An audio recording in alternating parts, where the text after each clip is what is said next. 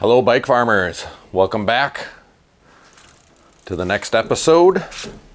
Here we've got ourselves a Giant Cypress step through hybrid. This bike looks to be very low miles. This rear tire is definitely not original to the bike, or maybe the rear one's original and the front one isn't. Tires don't match. That kind of drives me crazy. So I might get lucky and find something in my pile of used tires, but I doubt it. So I'll likely replace both of these. Otherwise, it looks to be mostly just dusty. We got crushed limestone gravel bike path around here, the Glacial Drumlin Trail, and that's where a lot of these bikes are ridden. And that crushed limestone just kind of gets in everything. So we'll blow all that out. And usually some one step or, a basic lubrication is good enough to kind of flush that clean. I'm gonna put this stem up a click and maybe two and raise it up. It's already got some nice comfy grips that look to be in good shape. Brake pads. Oh yeah, we're gonna want some brake pads in the front. And might as well, oh yeah, back too. So this bike has a little more use than I thought originally. I always go through and just kind of look for evidence. This saddle's ripped. I'm gonna put a new saddle on it. Good, I've got Giant branded saddles, so that'll match real nice with this bike. And the paint looks to be in really good shape. I think after we get some polish on there, this bike's gonna look almost brand new when we're done. So stay tuned and let's get started. All right, I think the best plan of attack here is I'm just gonna start taking it apart. So I'm gonna disconnect the brakes, pop these wheels off quick.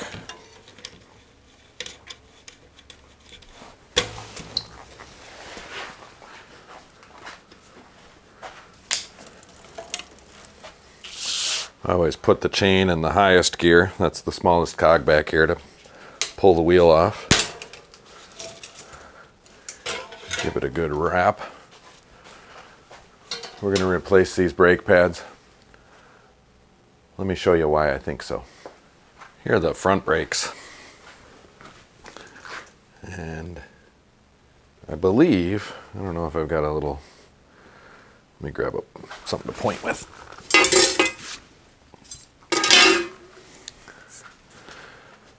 So I believe right there is the wear line, and we are right on it. I can just kind of tell, they're really thin, but brake pads are cheap, so now's a good time to replace them. So that's the front. I'll give you a quick shot of the back. Yeah, these are way past their wear mark. You can see how thin this one is here. I don't know, why is it not focusing?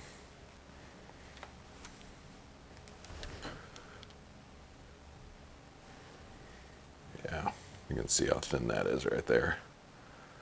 Crazy worn. Time to replace them. So I always make a mental note here. When you take these off, you have all these washers. I dropped one. Okay. And if you see here, this spacer washer here is thinner than that one. So that means when we put the new ones on, we want the thick washer up next to the pad. If you flip them, then it changes the distance of the brake pad from your caliper. And that makes the adjustment different. So it has to stay consistent from the old ones to the new ones. And 9 out of 10 times or more, the back brakes, the rear brakes will be the same. And as expected, the rear brakes are the exact same. Same situation here. Get these pads off of here, tossed away. All right, this saddle's pretty gross.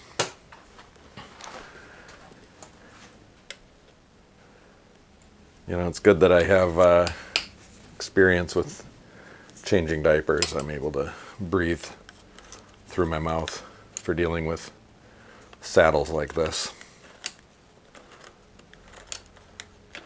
You get in this area of the bicycle and it's a no sniffing zone. In general, my shop is a no saddle sniffers allowed area. Okay, back here on the bench, we'll deal with these tires. I was not able to find a match for either the front or the back. And, oh yeah, so we got ourselves a green cap. That means that the tube that was in here is filled with slime. See if it squirts on us. It didn't.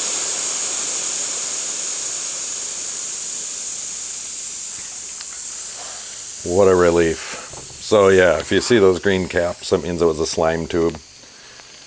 And a lot of times, it'll be messy. I'm not going to reuse this tube. I kind of hate those things. I suppose there might be an advantage to them.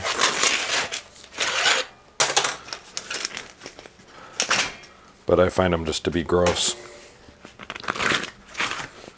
Yeah, there's something in there.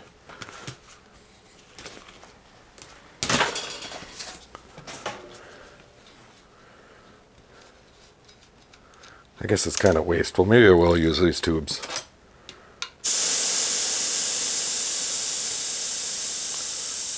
I mean, if they're not getting me filthy, they're not going to get the next guy filthy. So, let's reuse them. I'll pick that one back up off the floor.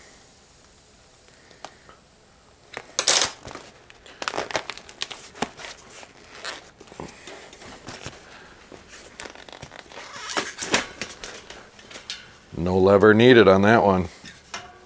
I don't think there was on the other one either.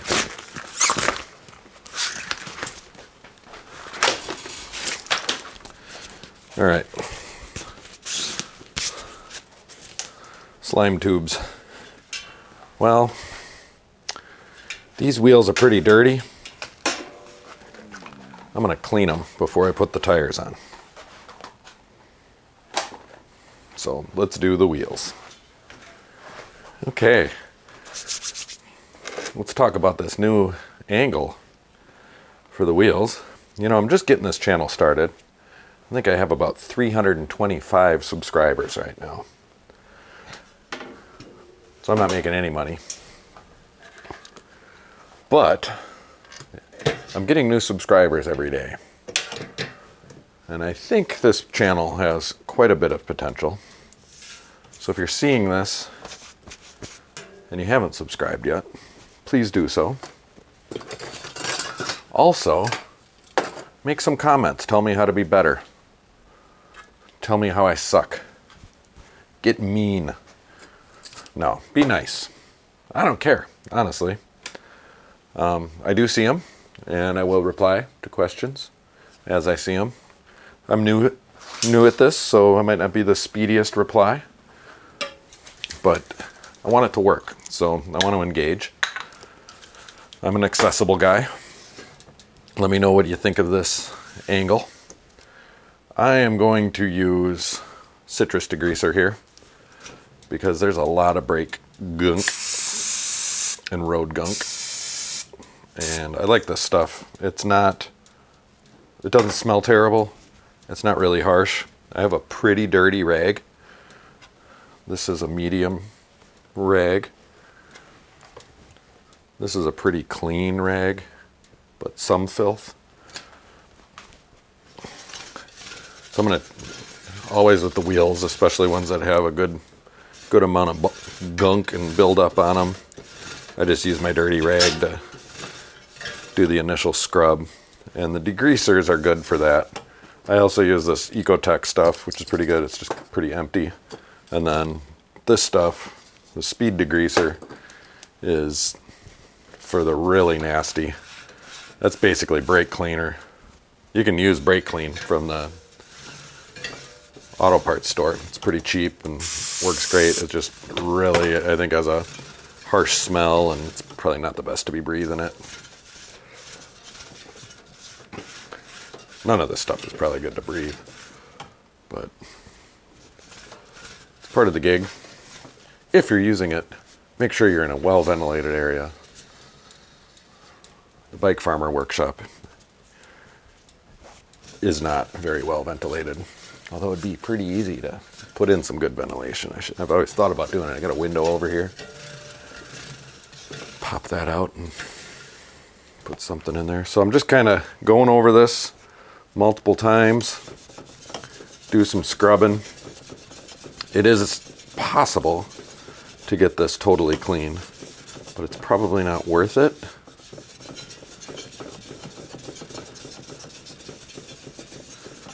And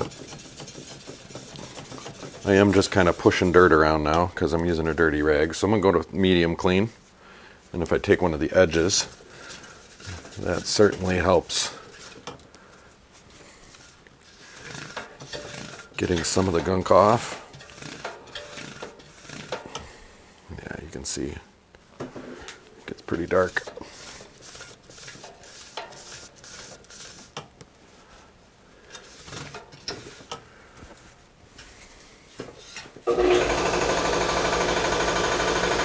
It's my air compressor. It's 9 o'clock every day. Pause things for a minute. Well, that took a minute. So I did a whole lot more rubbing on this.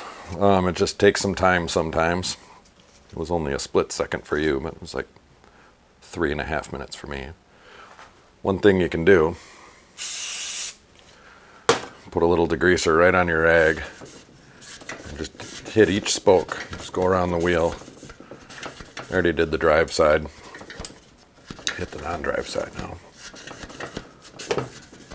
And it just kind of polishes them.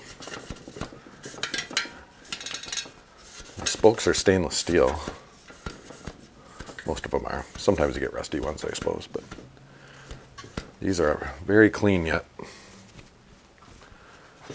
despite all the other filth. The rims are aluminum alloy. They seem to collect gunk more. There you go.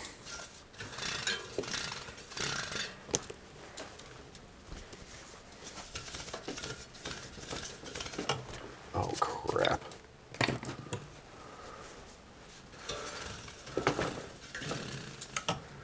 Whoa. Whoa.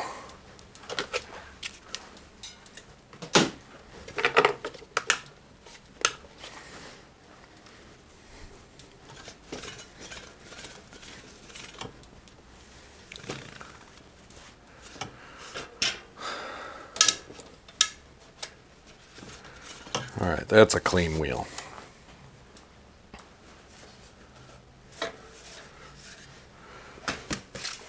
Front one.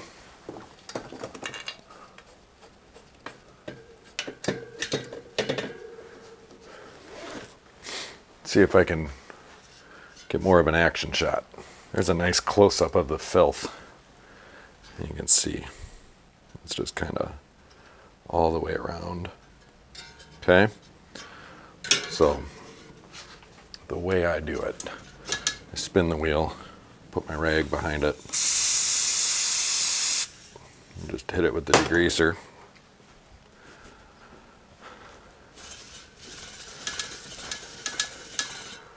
Go around that side, go around that side.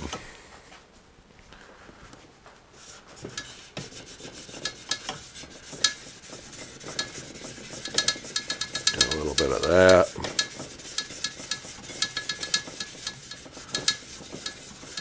Just a lot of scrubbing.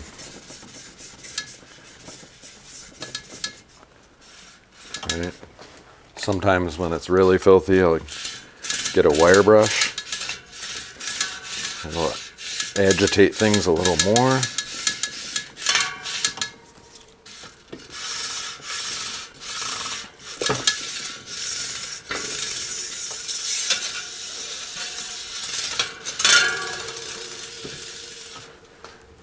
All right.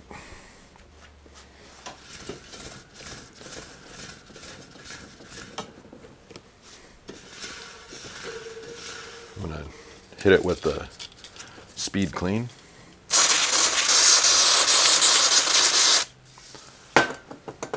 Stuff is kind of magic sometimes. Doesn't always get all of it, but like I said, it's like brake cleaner, and a lot of this is just rubber brake dust caked on there over the years. I'm using my medium, or a medium rag. Actually, it's probably not the best rag to be using. So sometimes it's like, man, how much time are you going to spend cleaning wheels on a used bicycle? That's pretty good for now.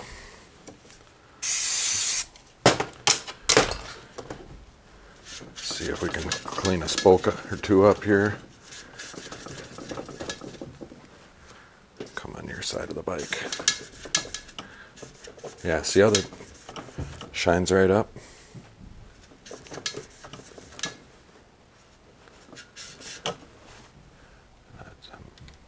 I'm gonna zoom out. All right, so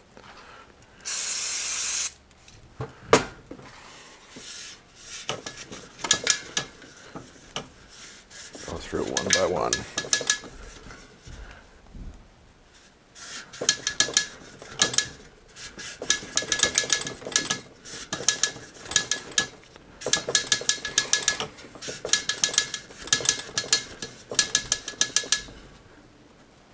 That's that. Whapping up against my truing stand. I like that word, whap.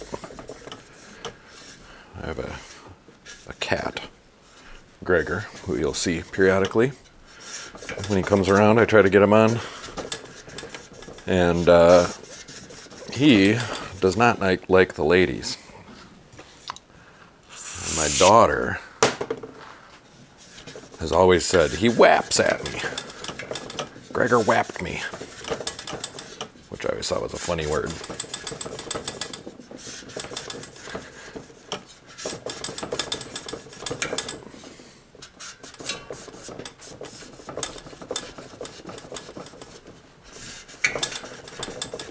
Everybody thought that being a bike mechanic was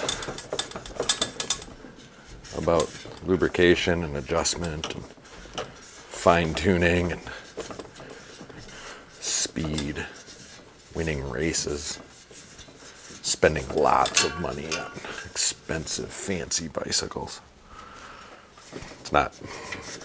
It's about cleaning spokes individually on mid-2000s hybrids.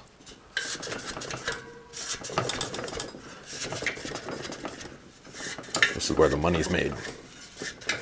Right here.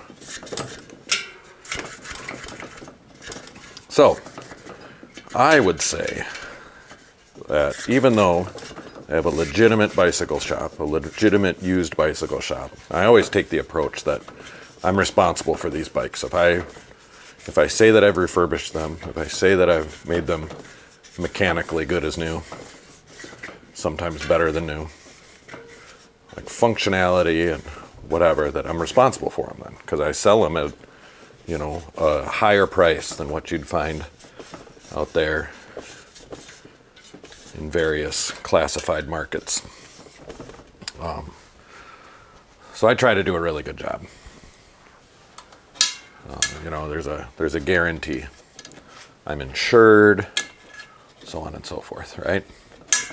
And so I can make a pretty good profit, make a living at it. But flipping bikes, or finding garage sale bikes, or whatever, buying bikes under value, cleaning them up and reselling them, flipping bikes as a hobby is a nice little side hustle. And yes, if you're doing it in my area, you're competing with me. But I don't really consider it to be direct competition, because you're just doing it as a hobby. You sell it, you never have to see that person again. You're not claiming to be anything probably not paying taxes, probably not insured. You know, it's probably risky.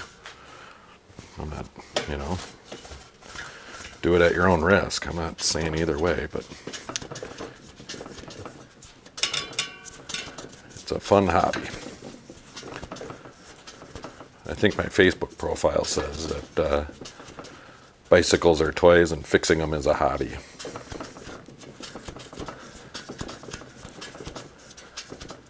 Which is me being snarky.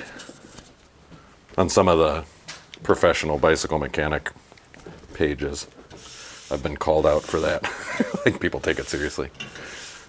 Clearly my business is the exact opposite. I think bicycles are incredible machines. And when you really consider everything about them, they deserve a ton of respect. If you just imagine the design and how efficient, it's the most efficient way to travel, for humans to travel. No doubt about it. Like, think about how far you can go on a bicycle on one hamburger. And then find me a more efficient way to travel. Especially considering that bicycle, I mean, I don't know what I paid for this one. It was at a garage sale, so I don't know, $30 I think they had on this one. And really, you could put air in the tires and ride it across the country. Well, that's better, but it's still kind of dirty. I wish I could do better, but at some point you gotta call it, right? Should we hit it with super degreaser one more time? Get rid of the old nasty.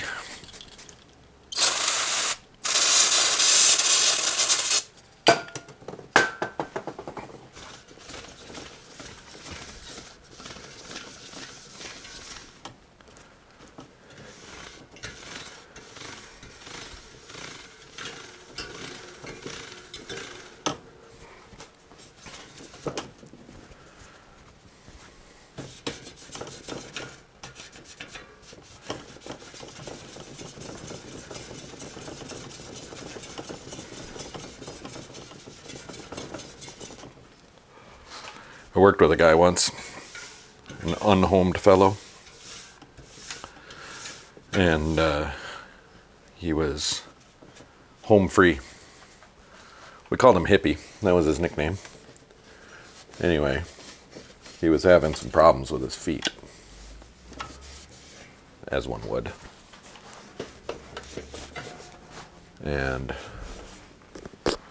he thought that maybe if he sprayed some of this stuff on his feet, those problems would go away. Not sure how that worked for him, but you know, we do the best we can with the time we've got. Okay, so usually when I get done cleaning the wheels, I just true them right away, and I didn't because I didn't want to adjust my camera. I was lazy, but that's not fair. So I just adjusted the camera, and now we're going to true the wheels. So here we have it in the truing stand. I'm going to close in on it. It's rubbing on this side first. So it's touching on this side. I'm going to tighten the right side and loosen the left. So this these nipples aren't spinning real well. So I'm going to start at the hole. I'm just going to go around with a drop of Tri-Flow all the way around.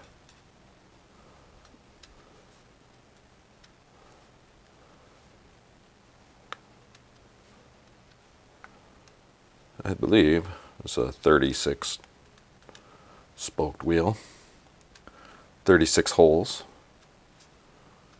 36 holes in the rim and the hub.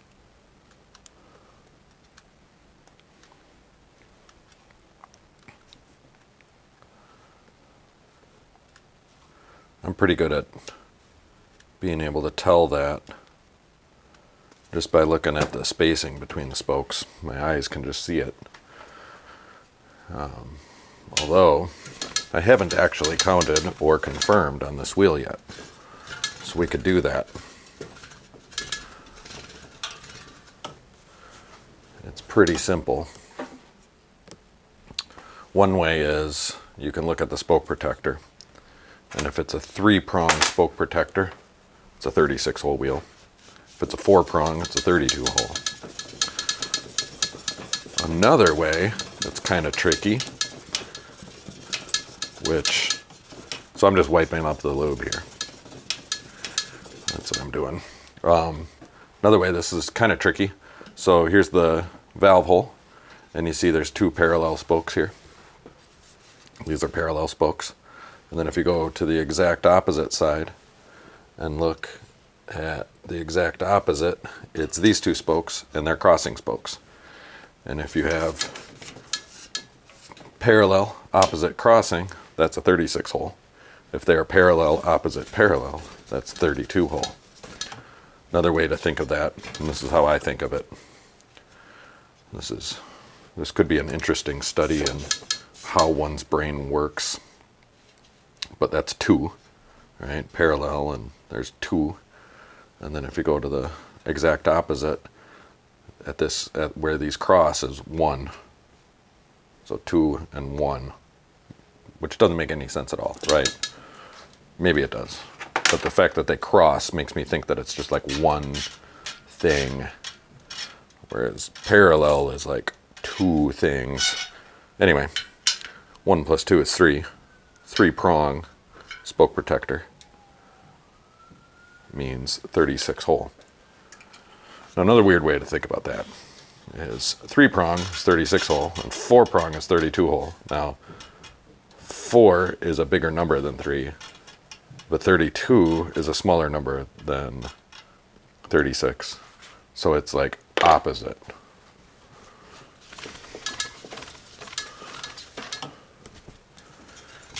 God, I should really stop sharing how my brain works. It's got to be maddening to listen to me ramble on about that.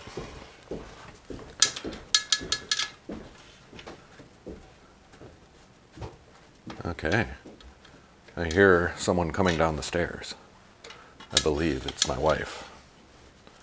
Going to work. I'm going to say goodbye to her. Anyway, this wheel is very true.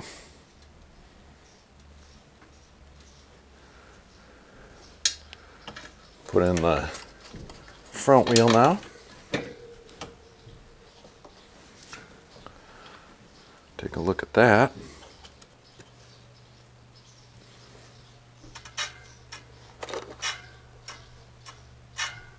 Well, it looks like the wobble is more so on this side.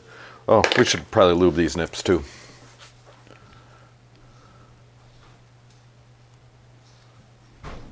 Uh-oh, here she comes.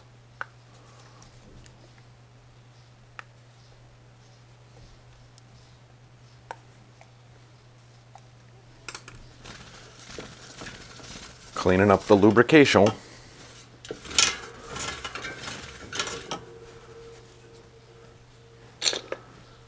Let's go find that spot on this side. I'm gonna use one of my poker tools to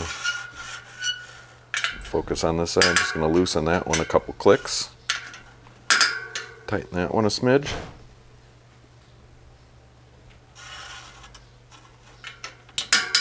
Tighten that one. All right.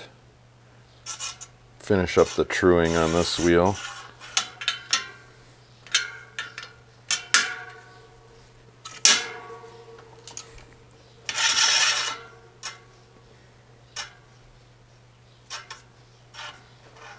Just a little spot right there. Oh yeah. Front wheel's done. Okay, both wheels are true. All right.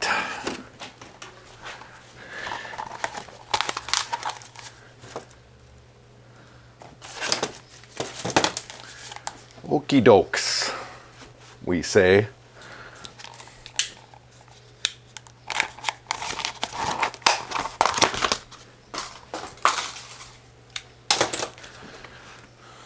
fresh tire. I'm going with 38 millimeter hybrid tires here.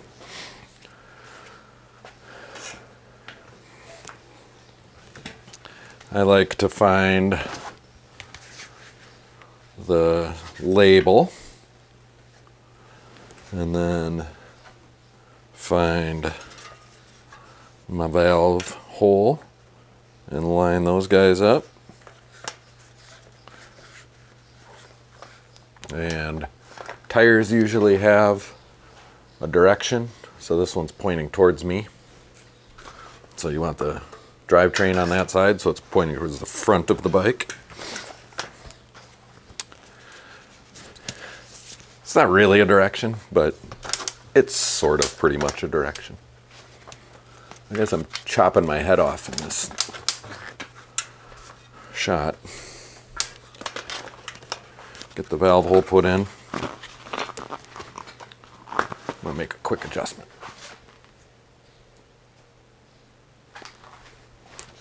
You still see? Yeah, all right. Whoa.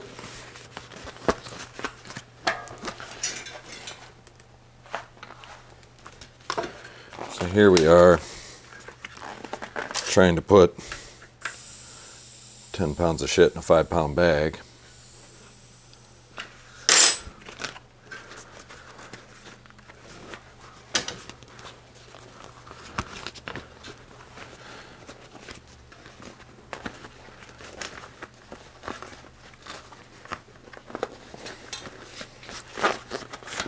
Okay, so this tube didn't really love fitting in this new tire, so I'm going to go around and try to get some of the crinkles out. You don't want it all folding up inside when you put air in there. That'll cause a flat eventually.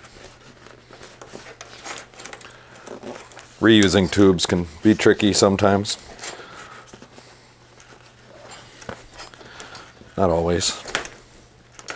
I am using a slightly bigger tire, so that helps.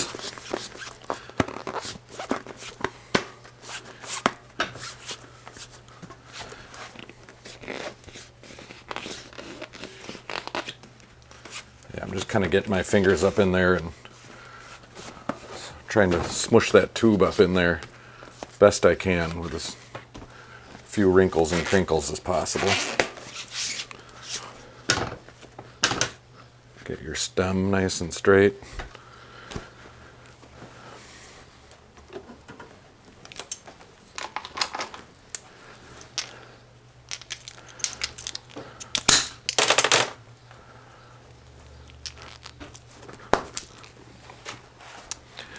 Using an air compressor, if you're going to do a lot of this, get yourself an air compressor and a decent hose and chuck.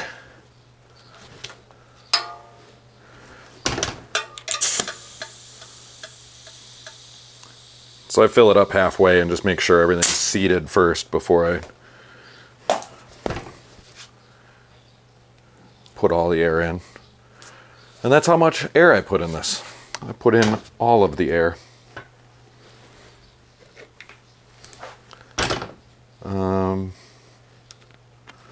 Actually, I'll reuse the green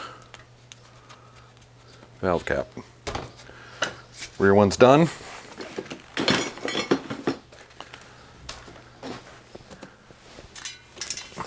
The filthy front. So, in the front, you've got the skewer. So this one, skewer is always on the non-drive side of the bike, so my bike is pointing forward. And so I get my tire pointing forward. And I find my label, which is on this side of the, so you can't see it, but it's right there.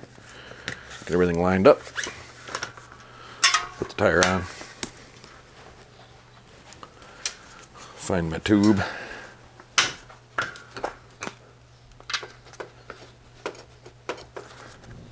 Start at the valve hole.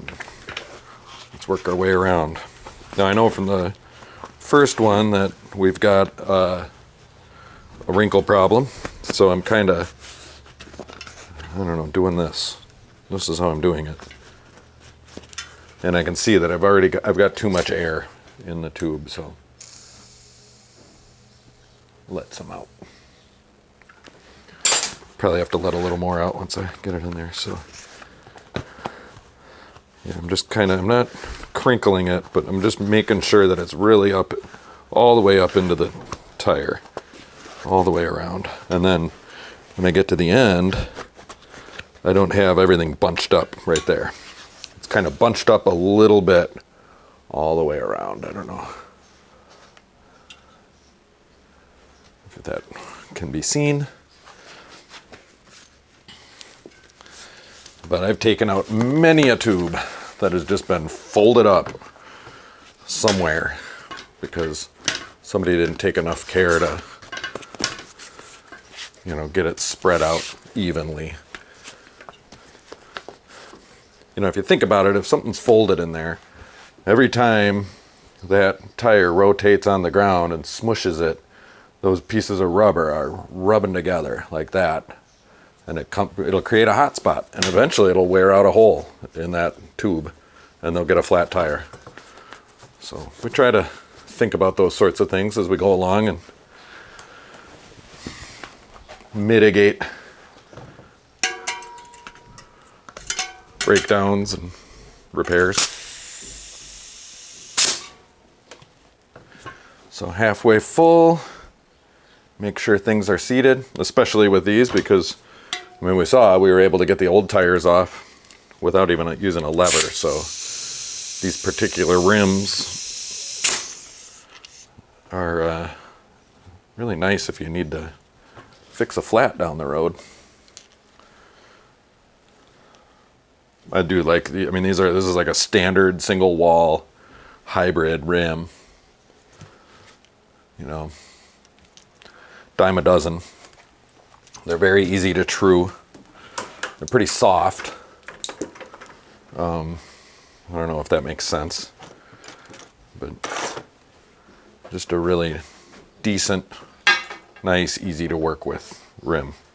Okay, so we are done with the wheels in one moment. Don't forget your valve caps. Nobody wants to buy a bike without a valve cap. It's the most important part of a bicycle if you're selling it. Okay, right now is a really good time to clean this bike. The first thing I'm going to do is hit it with compressed air. This is the part where everybody that's been sleeping, if you managed to get your nap in, I'm about to wake you up.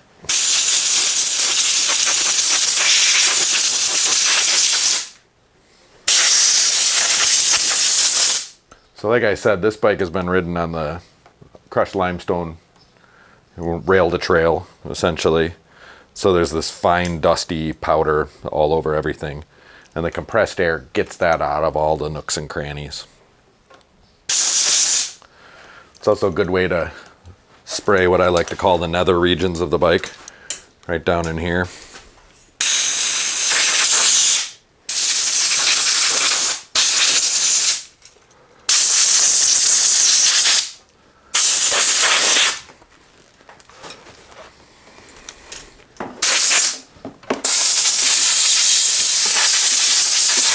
If you come around to the back side of the bike like this, you get spots that are often forgotten.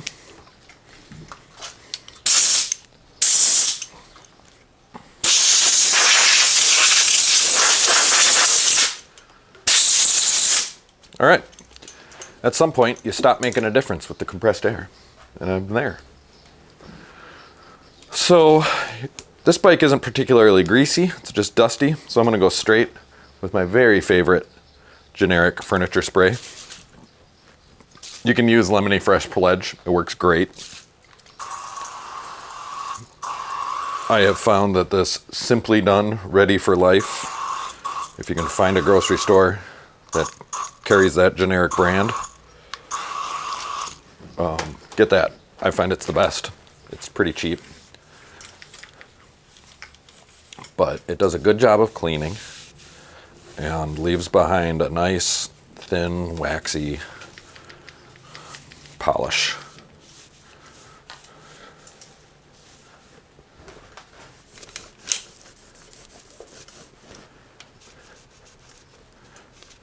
Okay, and I just go through and clean everything. So remember, we took the brake pads off.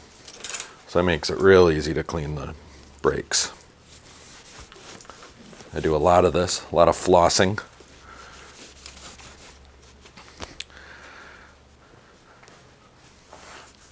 Remember the Minecraft, was it Minecraft dances? And all the boys, was it just me that, because my boy was that age, all the elementary school boys started to learn all these dances and the floss dance.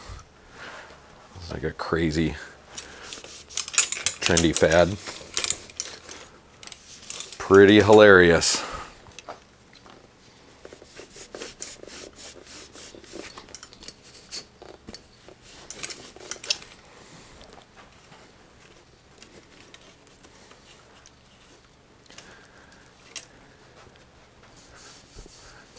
Look at that thing polish up. Man. Really, really nice color on this bike.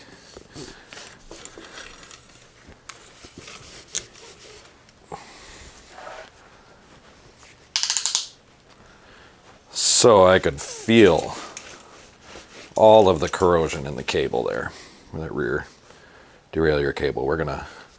I really wish that could translate to video. You're going to make a huge improvement to the shifting on that bike just with a couple drops of lube.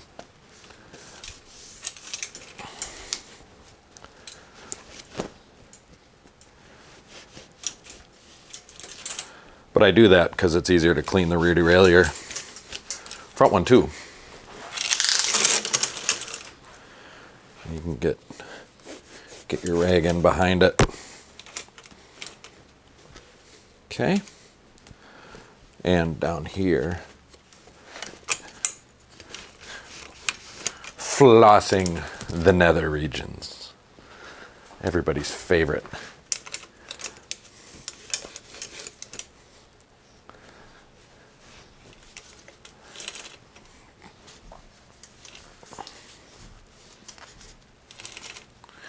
Give her a good wipe. Ew. Breathe through your mouth.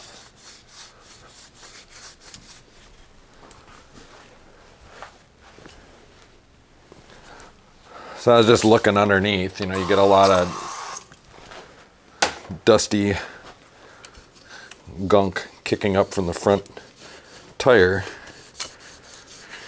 right under the down tube here. Getting it good and wet, and then floss the whole thing. Does a pretty good job of polishing underneath.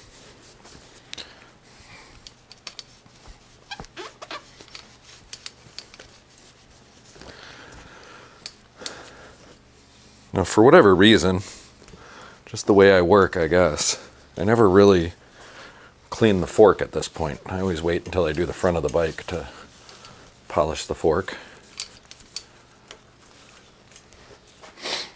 So that's good enough for now. I'm gonna go grab some brake pads. We'll get the pads on there, put the wheel on, and start tuning this puppy up.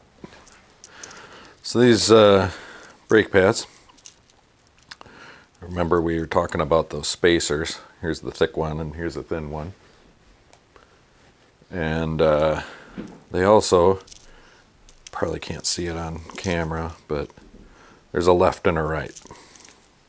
Okay, so this is the right side of the bike, and this is the left side of the bike. Right, left. So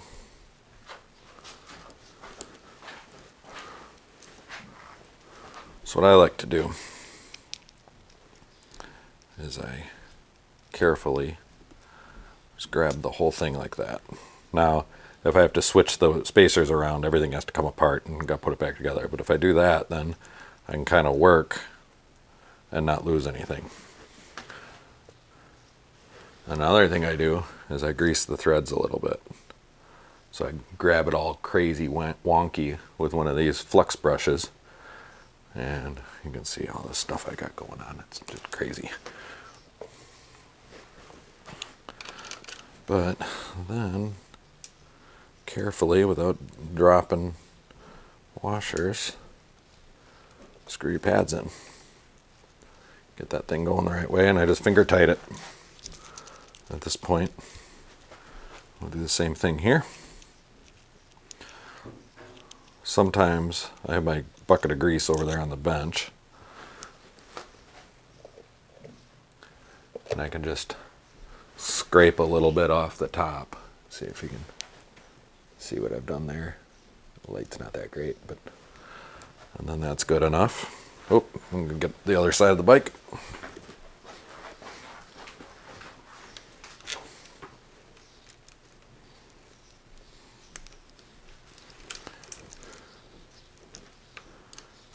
And finger tight.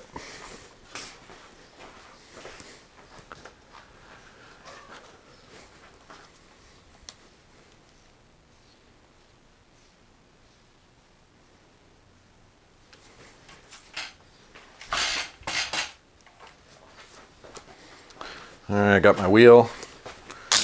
Relax the derailleur.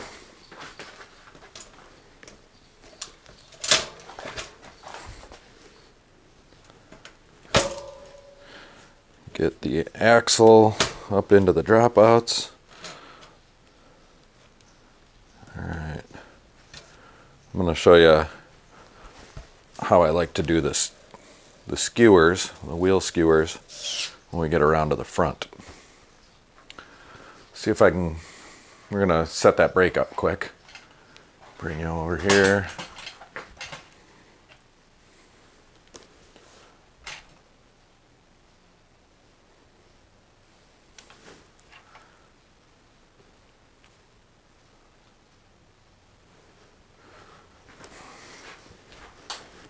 Okay.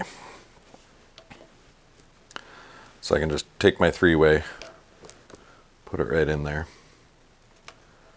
And I make that brake pad flush and make sure it's not going to rub on the tire.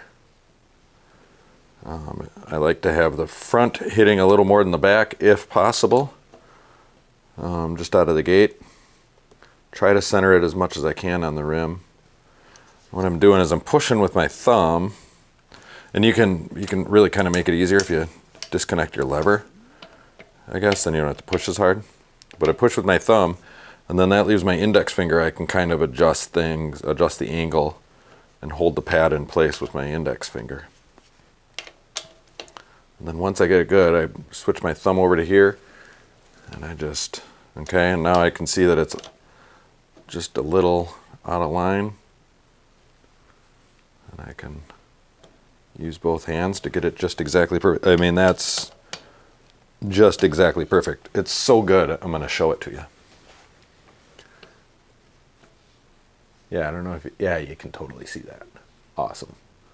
Okay, so you can see the front of the pad. The front of the pad here is hitting before the back. Now if I put my spring back on,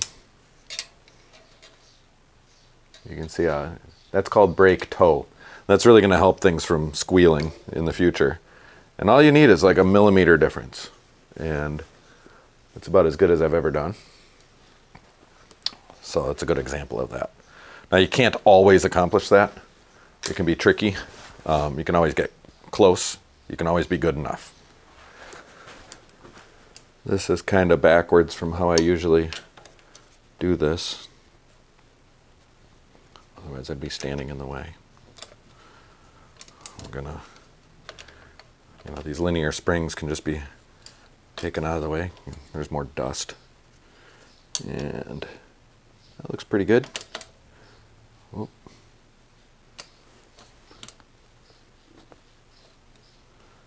Yeah, that's good.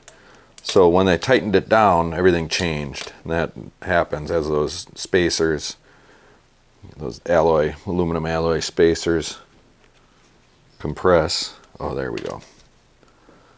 Well, as they compress, it kind of changes things. But so that's hitting pretty flat, but the front is hitting just before the back. That's going to be a good brake. Yeah, that's going to be just fine. I kind of grab it and I work the lever, and I can feel that this brake cable really wants to be lubed. It's not too bad. A lot of times when you have these step-through frames and linear brakes, moisture will get in down through here and then settle at the bottom of this loop and rust. We don't have that happening here. But if you can see what I'm doing here, I'm just dropping some lube down in there. And if you kind of work the cable, I mean, I can already feel it's way much improved. And then same thing as I kind of lube the noodle. Hee hee, hee hee hee, lube in the noodle.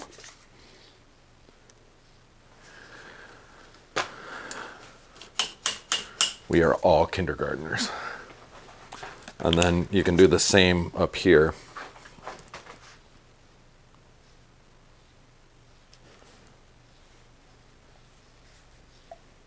Doesn't want to go down in there. Oh, there we go. Surface tension.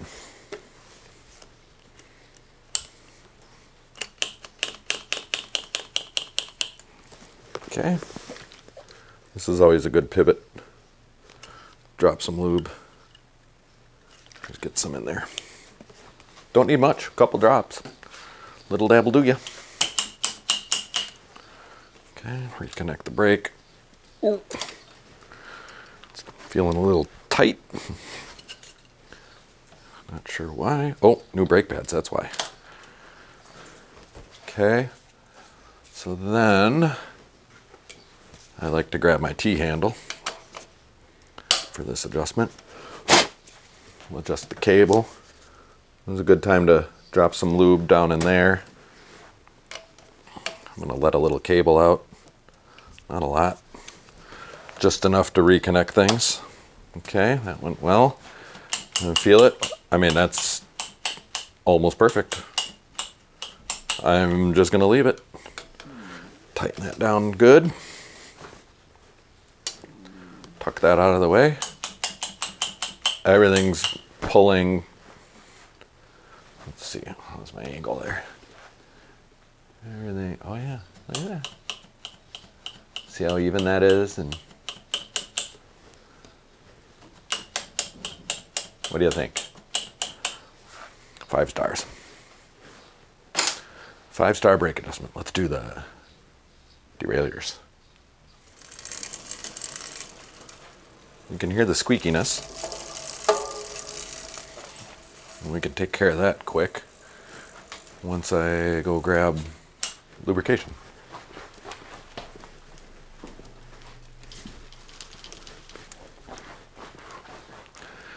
I'm a big fan of one step for doing this stuff. It's a cleaner and lubricant, or so they say. All I know is it works. And you can just kind of spray it all over the place. Not really, but sort of. And then grab a rag and just kind of clean things up. All right. Oh man. Okay.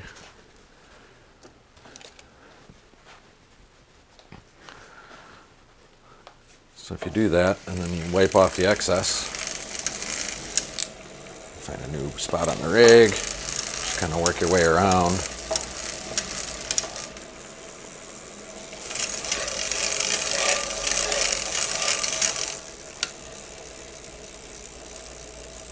Really polishes things up. I like to go through at the end with a really clean rag, like a brand new one sometimes, and wipe everything off. And that's a really good polish. Okay.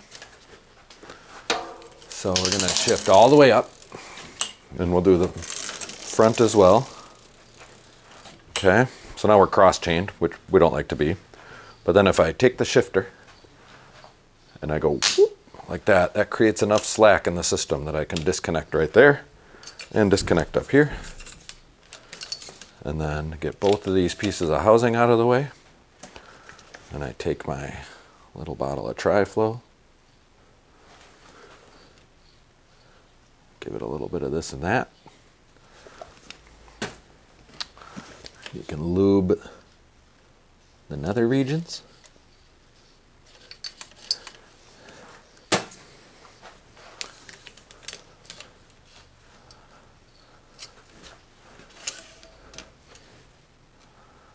Reconnect things so the rear one's done. And we can do the same with the front. The front derailleur always likes to relax a lot more than the rear in this instance. So sometimes you got to help it by kind of pulling on things. This bike didn't really have to help it, but and I just, when I have all that slack, I can get access to the cable. So if you want, I should do a short on this. Like the easiest and fastest way to improve the shifting on your bicycle is to do that. Most bikes. I don't know, if you have some fancy new thing with all the cables hidden in the frame and you can't access any of that, well, you're on your own.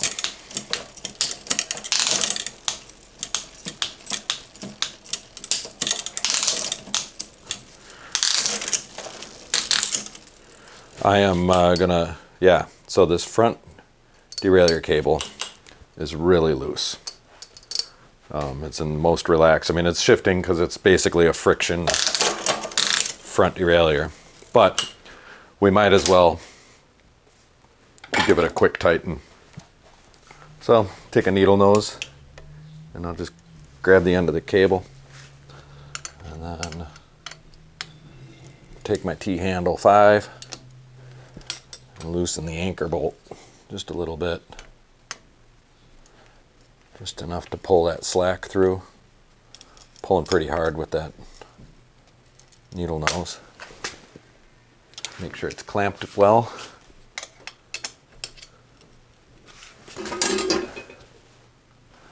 Looks good.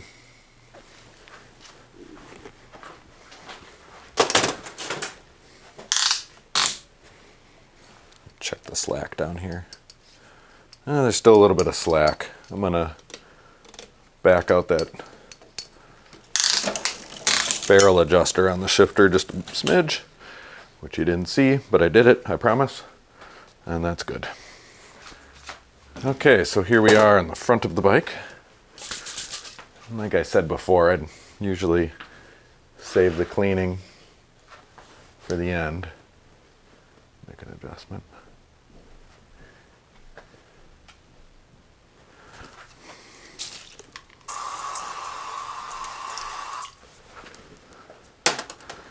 Not necessarily the end. I save the cleaning for the front,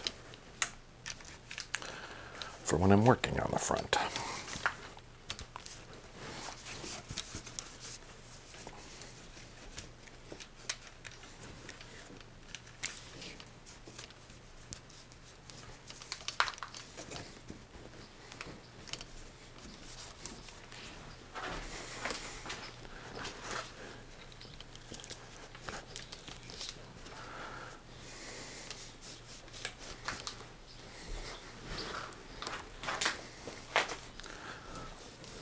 Flossing the stanchions.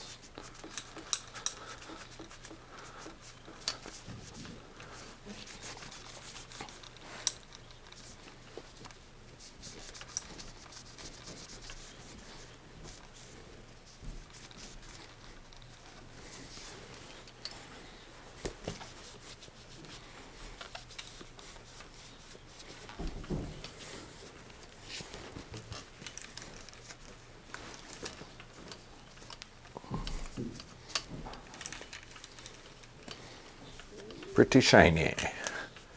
Pretty good. One thing I'm noticing is there was a reflector bracket here. And it's broken. I just get rid of it. Okay.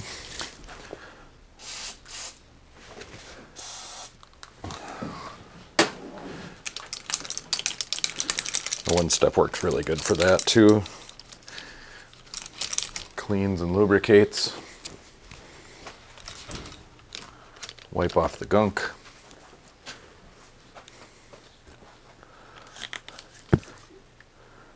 Good time to lube your cable. A couple drops there. You know, if this is really bad, you take it out and clean it, replace it, whatever. But it's not really bad. Whoop. Just kind of work it.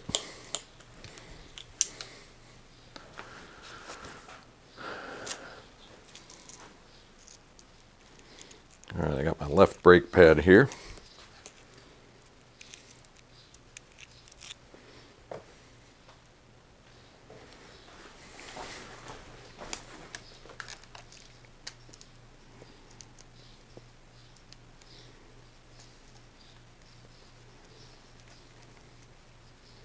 Get it on there finger tight.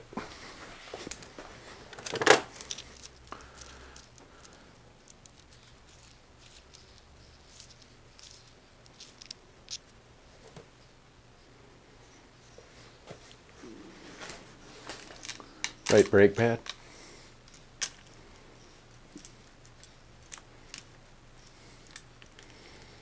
Finger tight.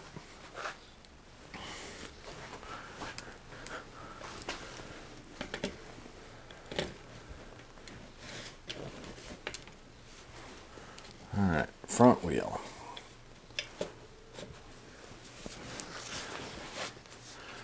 So, I don't know how much you can see here, but I'm kind of supporting it with my knee, pushing up on the fork, holding one side of the skewer, and I tighten it down until the skewer is starting to fight back when it's sticking straight out like that. And then close it. And that, I think, is properly adjusted. I'm just checking here to make sure everything's lined up.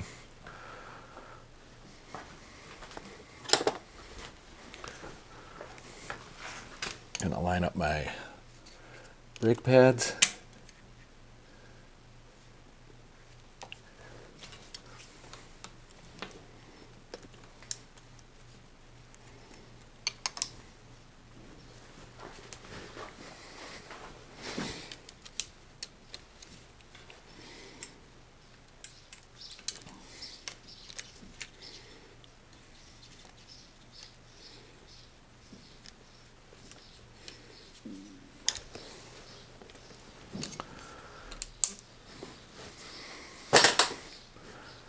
Probably going to need to let a little cable out. So I'm just going to go ahead and do that.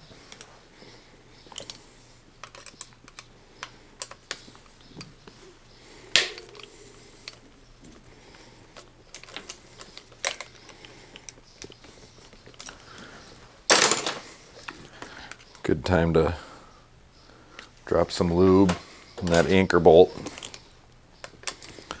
Just keep things from rusting.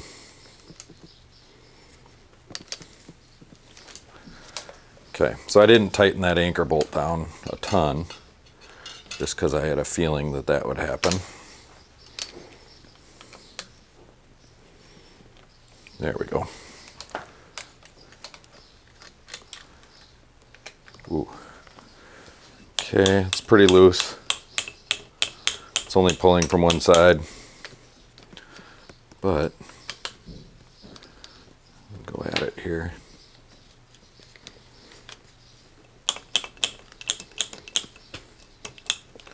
Oh, look at this. See how that's not in there? That's why it feels like garbage. Oh, it feels so much better. Okay.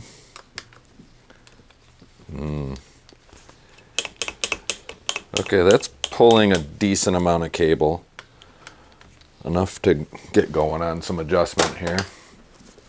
So I can feel it, but you can't. There's not a whole lot of tension on this brake system, so I'm going to add tension to this side to pull it over and even things out a bit. So I'm going to give it a couple turns, give it a couple squeezes, couple turns, couple squeezes. There you go. Can you see that?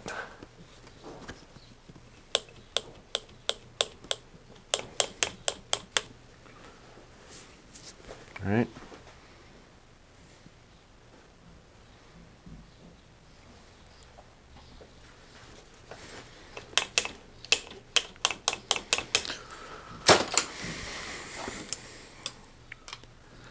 I can tighten them up a smidge. Oop, a little bit too much.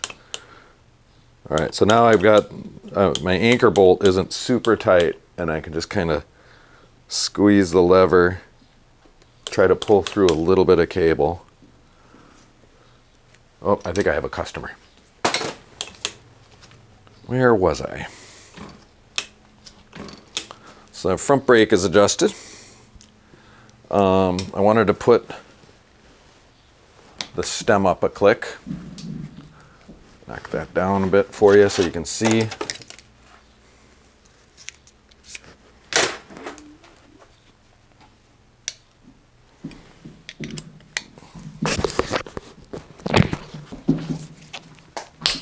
There we go.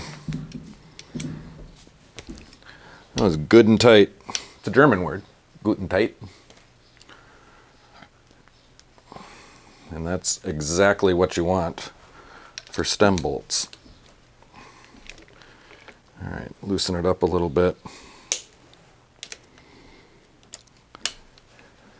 When I'm reselling these, I just like to have a good upright stem angle. That seems to be what people want. These are comfort bikes, so people like to be upright.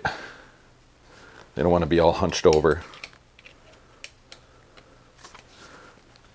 I happen to believe there's a sweet spot, but it's a tough sell. Get these really good and tight. Sometimes I will pull the bolts out and lubricate them. I'm noticing the stem clamp here is bottomed out on one side and not on the other. So I'm going to loosen that to let that side up. I like it to be equal-ish. More equaler. And then, like I said in the beginning of the video, we're going to raise the stem up. Now, they all have a mark. It's usually a series of notches or dashes, and that's the minimum insertion. And I like to just kind of find it and set it right there. Get a good bird's eye view, make sure things are straight. And I always double check that when the bike's done. I do a final bike check while it's on the ground, which we'll do in a minute here.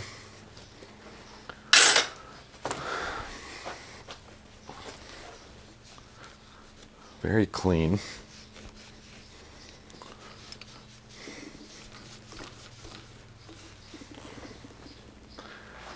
Okay.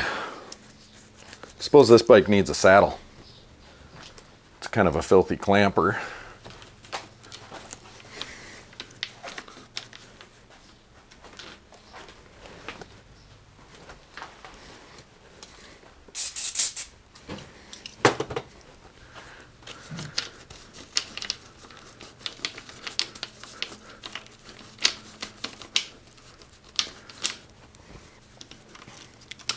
Always best to clean things when you got it taken apart.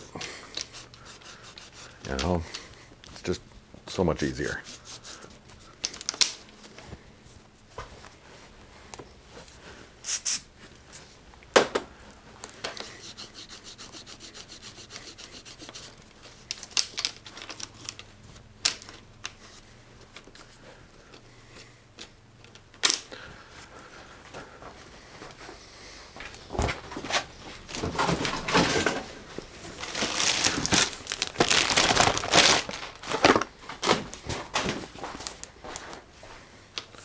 All right. Like I said, I'm a bike shop. I'm selling used bikes. I'm also a Giant dealer, so I take extra pride in the Giants. I'm also 10 miles from Trek headquarters, and it's kind of fun to do a really good job with another brand. So, having a brand new Giant saddle on this oldie but goodie Giant hybrid is very on brand for me.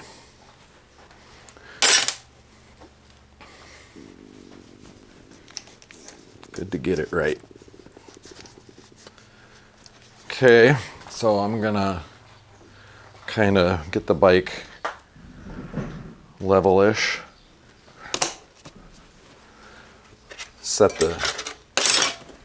Give a good guess on the seat angle. Make sure I still got you in frame here. I do.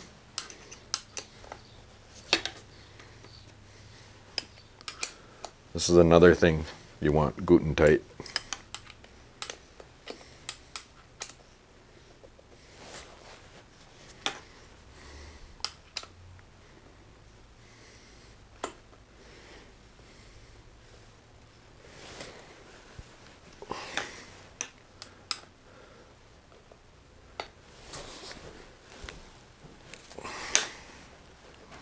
I'm gonna give it one more. Let's start over here.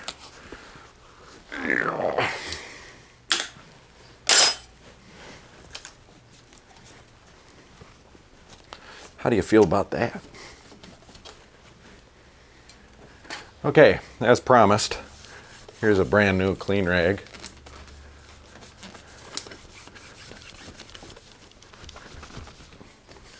You can just kind of go through. I mean, that furniture polish from forever ago is still on there. And then, you know, we've been spraying it with lube and hitting it with dirty rags and blah, blah, blah. And all that kind of creates a film on the frame all the way around. Done everything. And if you give it this one last wipe, things really pop.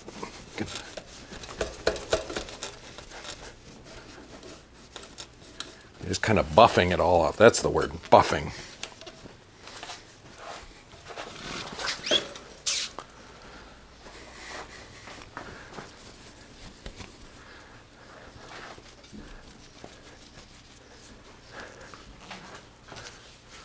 Don't forget to buff your nether regions.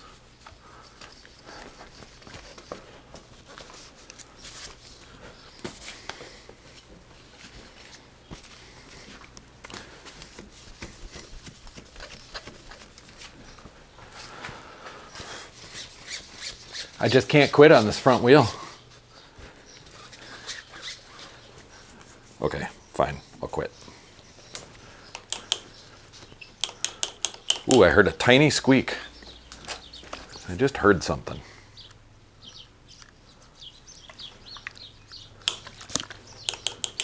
Now I don't hear anything.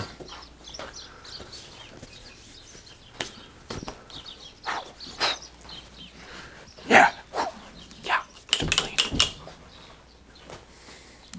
I think we're good. I think we got ourselves a done one. Ooh, let's tighten the kickstand bolt. It's kind of hard to reach this one. T-handle won't do it. So, let's try a regular old Allen key. That gets in there. Get good purchase on that. Oh, that's really tight. One would say, in Bavaria, Guten tight.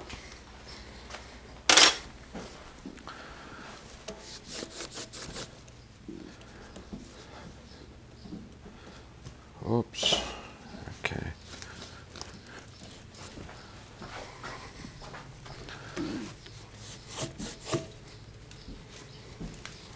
There you have it, folks. Isn't that a good looking bike?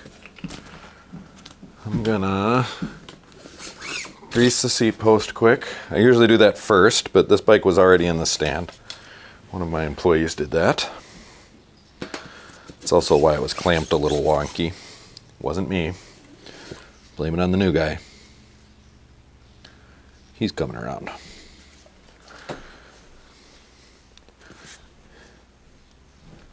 Mechanical aptitude is a must.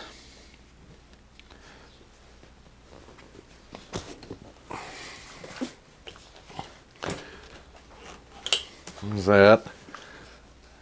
Take a drop of tri-flow and put it in all these bolt heads. It really keeps rusty stuff at bay.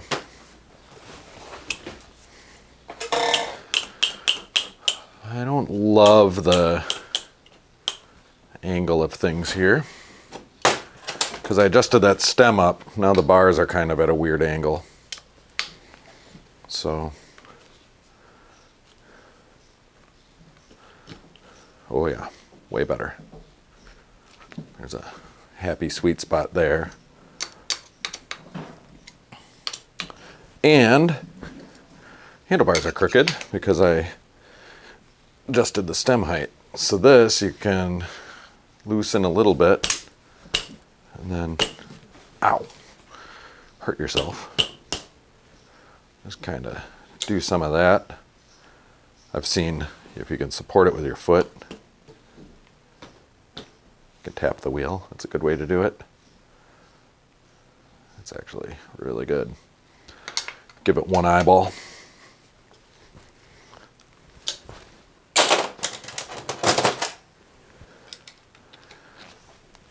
Get some good leverage on these stem bolts. You don't want that coming loose. Fork feels good. Put the kickstand down.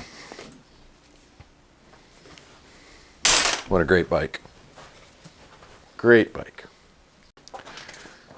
Hey, if you made it this far, thank you so much for watching.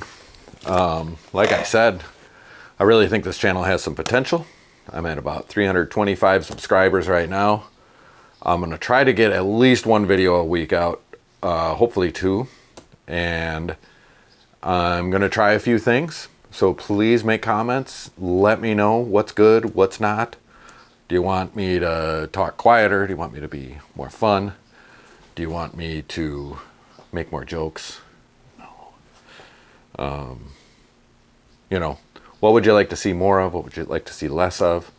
I'm hoping to kind of show you, open things up into the rest of my bike farming world and show you the shop maybe, show you what some of my used bikes look like when they're all together. Maybe take you on a bike ride here and there. Just kind of see what works and what doesn't. But the main thing is to like this video, subscribe if you haven't, and hit the notifications so you see those videos when they come out. Like I said, 1 or 2 a week for the unforeseeable future, and you can help me create that. So much appreciated.